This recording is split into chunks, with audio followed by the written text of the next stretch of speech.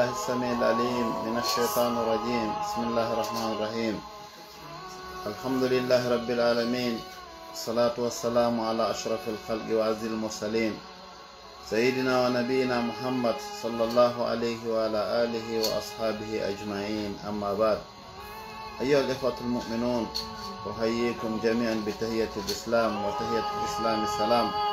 قائلا لكم السلام عليكم ورحمة الله تعالى وبركاته. رأي مسيبة جلبة تدب باوي يتبع الله سبحانه وتعالى جولن أن الله محمد صلى الله عليه وسلم. رأي كيكي دو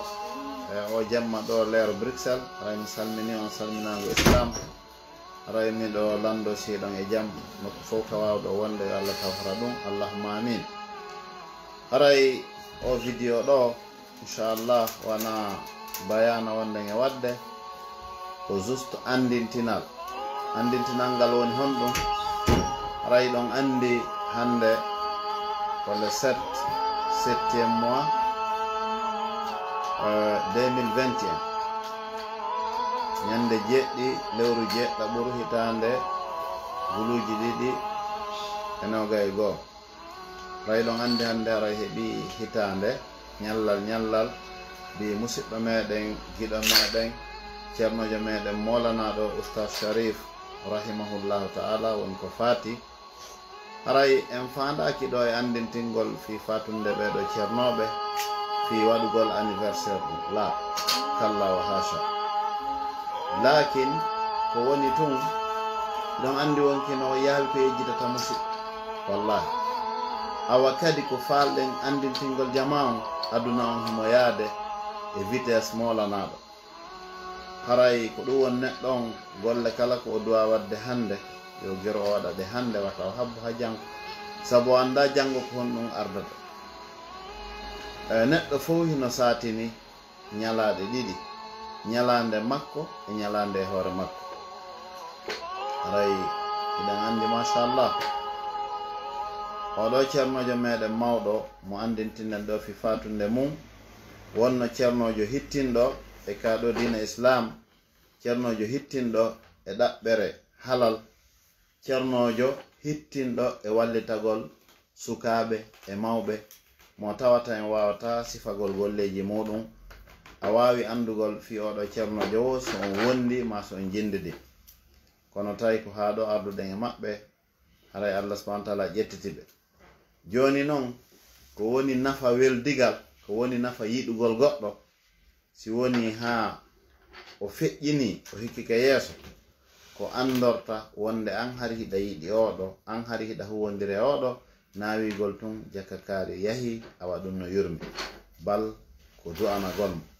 Haray ko du'anagol mo. Haray hina yejjitu ɗum.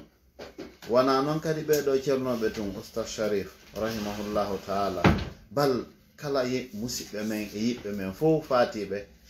fuɗɗori ɓe tawi ɓe yima mum feƴƴini, ma ɓe tawi ɓe bem mum feƴƴini, ma koto muɗum. Haray ɓeɗo fof ko hanaɓe do'anede, bal hino jeeya e ko ɓuri e ɗum ɗon kadi wonde important wonande surtout duhiɓe ɓen yawgol ha ka gabruji ka ɓeɗo belna ɗon, hewta ka gabru, juuroɗa gabru on ɗon, juuroɗaɓe ka gabru ɗon, andita ɓeɗo pellet hanki kono wonduno immode joɗode no ƴawra no joldida. Hande kamɓe hiɓe nder ndiɗo leydi, ko wi'a kon fof e ko janga kon fi maɓɓe kamɓe woni gonga. An Allah subhanahu wa ta'ala no accuma e duuɓi ma hino yahude, weltanoɗa Allah ko tawi kon ha joni hiɗa e hoore ndiɗo leydi. Kamɓe kadi anda do haray hina ñamande ɓe natti, bal ko lajal ngal woni yonti, on faami. Haray ɗon andi goɗɗo yimowo o wino e gimol, wo kullu na'in fasayun'a, kullu bakin fasayubka, kullu madhkurin sayunsa, kullu madhkurin sayafna, laysa khairullahi yabqa man ala fallahu a'la. Subhanallah. O wi kala ko neɗɗo manditi ñande goo yejjitay, kala neɗɗo ewuɗo goɗɗo o wi kaari maayi, kanko kadi ɓe wi'ay ñande goo o maayi. Wono yirɗon ɗo ni yimɓe hino waɗana yimɓe rib, an ka tourma on hewtay, min ka touran on hewtay. Ñande goo yiyete publication ji men enen fof ɓa fewɗo ko ɗum fewndi du'otoɓe du'o waɗoɓe rippo waɗa on faami donc haray ko ya andu subhanallah ko Allah subhanahu wa ta'ala to woni luttowo kala towuɗo ko Allah ɓurma towude haray ɗimmun ɗum goɗɗo kadi wi e gimol goo o wi law kanati dunya tadumu lawahidu lakana rasulallahi fiha mukhalladan walakin yafna wa yafna ahluha si tawino haraw aduna ɗo o luttayno nelaɗo sallallah alih wa sallam ɓe luttayno ɓe feƴƴintano sabu ɗon andi jama on fof no besonni nelaɗo sallah sallam surtout enen ɗo kono aduna lannay ko woni hoore aduna fof lannay donc ɗum waɗi kala tagangel meeɗa e mayde kullu nafsin dha'iqatul maut kala wonki ma e ñande goo wa innama tuwaffawna ujurakum yawmal qiyama ñande dargal jonnitete ɗon paraji mo kala e moɗon ko golli kom ete kadi mayde fi mayre no hulɓini fi honɗum hinde ardude yeeso hinde ardude ɓaawo hinde keecade neɗɗo ardugol mayre yeeso jomirawo subhanahu wa ta'ala o wi qul innal mawta alladhi tafirruna minhu fa innahu mulaqikum ande nde mayde nde dogoton ñawdoɗon ɗaɓɓol lekkele waɗon piiji fof mulaqikum on fotta e mayre nokku goo wi aynama takunu yudrikkumul maut nokku fof ka wonɗon maynden hewtoton nde reppay on nde hewtitoton donc e aya go jomirawo daali qul yatawaffakum malakul maut alladhi wukila bikum yeetoɓe yo nelaɗo malaika mayde o ara o keecoɓe o huuɓaɓe yon noon si tawi hinde iwri yeeso hinde iwri ɓaawo nokku fof ko wawɗa wonde a wawata daɗude haray ko won tigi heblano ndeɗo ñalande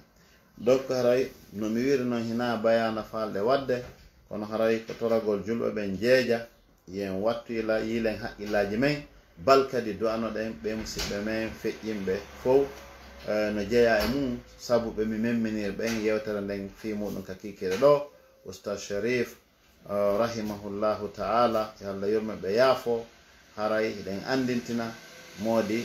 ɗe yiwno fewndo fatunde maɓɓe buy surtout ka Facebook e nokkeli buy mo tigi tigi yurminno fatunde nden ko molana haray heeɓi hitande donc haray toujours koyen anditu ɗum du'anoɗen ɓe kamɓe dendangal feƴƴinɓe ɓe fof hara na windugol tun rip wiugol allahumma ghfir lahu warhamhu wa'fu anhu wa afihi allahumma anishhu fil wahsati allahumma ij'al qabrahu rawdatan min riyadil janna sa wata ɗum ɗo fof yo Allah subhanahu wa ta'ala yurme ɓe yaafo yo Allah waɗu ɓe aden aljanna yo Allah yanñu gabru maɓɓe on yo Allah yaafo ɓe dendangal bakkatuji ko ɓe faggitino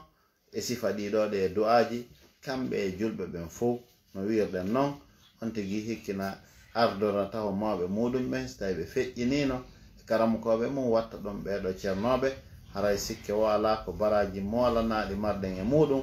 toroɗen Allah yo Allah okkoren enen kadi ko du'ano en si tawi woni en feƴƴini haray ɗum ɗon koko hani allahumma amin ya rabbal alamin